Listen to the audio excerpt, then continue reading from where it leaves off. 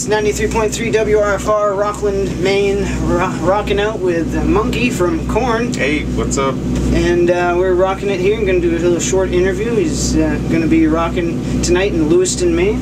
Yep. How many times have you been to Maine? Wow, 4, 5. It's been 17 years. Yeah, 17 years going strong.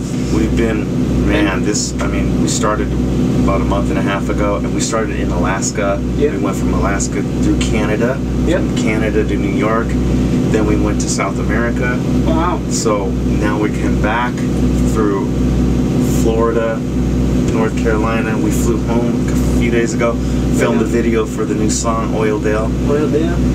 Came back, did Albany, played last night in Northampton Beach, and now we're here tonight.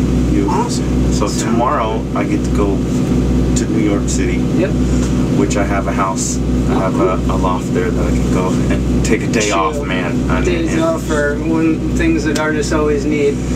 So you guys done with the album completely? Yep, it's all done, recorded? Mixed. How was recording with Ross again? Unbelievable. I heard from what's been put up on Blabbermouth and stuff like that John says that he got to pull like the guts from KoRn back out, basically. Yeah. In writing this album, what was the hardest part for you to do, since you're now like the main guitarist? Yeah, and for the last 3 albums, I've recorded all the guitars on all 3 albums. Do you overlay stuff? Oh yeah, we do. Me and Ross we tore into it. It was a lot of fun. Working with him is always it's almost like a spiritual experience because we get to dive into like sounds, and you get lost in time, and sort of when you're working with him, you enter into a timeless dimension where you lose track of time, and you just we're working on guitar sounds and pedals, and I'm playing and he's adjusting sounds. We just, both of us work so well together. So what was your main goal for this album? Make sure not to use your brain too much about it and analyze it too much, and just just play. And just let's see what happens, and just use the hands and the head as an instrument, as an instrument to translate what's coming from here. And that was like heart and soul. And I mean, even before the takes and stuff, and Ross really, with Ray as a new member, it's Ross really tore into him because he wants Ray to understand what we're here for is, and what we're doing and what we're giving to our fans, and how important the messages are, as you said. Yeah, definitely. I mean, it was like KoRn came out with the first album, and it was like, I can really, grind on this band and just feel everything, and it's different than everything else that was going around at the time. So, and then it was like Life is Peachy, and I was like, oh wow, Life is Peachy, this is great, a little bit of, messed up, different pits, twist and stuff was just totally off the wall that no one's ever heard, stuff like that. John definitely broke the boundaries for, that type of style of metal at the time. And then it was, follow the leader. I was kind of following different people around in my life, and then I realized, hey, I probably ought to be looking out for myself. Then I came into Issues. Everyone has issues, and Untouchable was a part of the time in my life where I felt kind of high and mighty. I was like on top of my game, and then I got knocked back down. And it's just been ever, constant ride. I mean, all the people that through the years who we come across and we meet, I mean, that's why I think so many fans can relate with what John says in the songs, and can feel the music that's powering him behind it. Because we all have, I don't care where you're from, you have family issues, relationship problems, money problems. Everyone has like the same 5 or 6 problems. And I'm dealing with drama at home right now. It's like I'm on the phone like, oh man, and it's Yep. But you know what?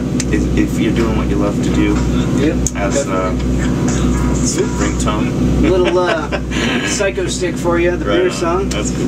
Yep. And so from starting off on the first album, I know you started out using 7 strings. I've always kind of wondered why you decided to use a 7-string. Really? It was a record that came out in 1991 called Passion and Warfare by Steve Vai. Steve Vai, yep. And he brought this guitar out, you know, and I thought, if I could take that instrument and maybe even tune it lower, yep. drop it a whole step lower, and use that to grind out some low notes, yep. and sort of a growly. And that's what it was. I put my first 7-string, it was on layaway at Guitar Center, yep. and every week I get paid. I was working some crappy job at the time. Yep. I go throw $100 at it, and yep. they take it off the shelf, and I play it, and yep. start get used to it, and then they, okay, dude, you got to get out of here. We're tired of hearing no. Yeah. Or whatever it was. You know, yeah. it wasn't that riff, but you know, it was. Yeah. Something. Finally got it, and you know, so I still have it somewhere. You do? It's been repaired. Like it's been broken probably a dozen times. Yeah. And I just send it back you to still Ibanez. Use Ibanez? Yeah. Definitely.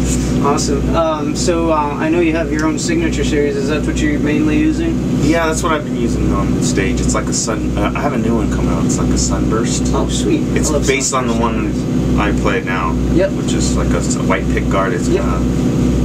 Sweet. Yeah, I'm a guitar. I also, you know, I love a lot of other guitars. Yep. And you know, I recorded with a lot of different like Fenders and Gibsons and stuff. Cool. But for my main riffs and all those sounds, they're all the Ibanez. Ibanez tone. Yeah, we used what did we use? Well, I have an old Marshall that we did use yep. To record with.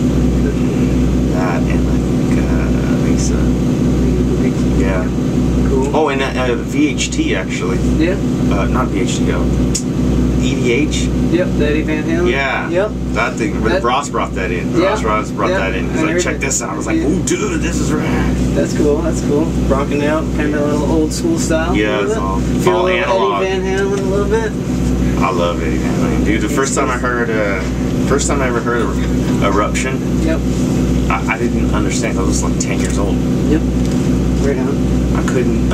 I didn't know what. I didn't even understand that was a guitar because it was. I'm listening to my older brother. He's playing the vinyl, you know. Like, I'm listening on his door, like what the. Yeah. Crazy. Yeah. You know, from power drills to vibrators, you never know what he's gonna throw into the mix. And him and David Lee Roth, boy. Yep. Definitely. Oh, so, what are your besides Van Halen? What are some of your influences? Black Sabbath was big. That kind of turned me on to like the darker side of metal. That's kind of like, whoa, that's, you know, I liked the way Eddie was expressing himself through the guitar. Yep. Then I started to listen to Tony Iommi. Yep. And then that led down the road, I think, of Jimmy Page. And then it goes on and on. Yep. You know, then I really started, Jimmy Page led me to Hendrix. Yep. And then I started to kind of like experiencing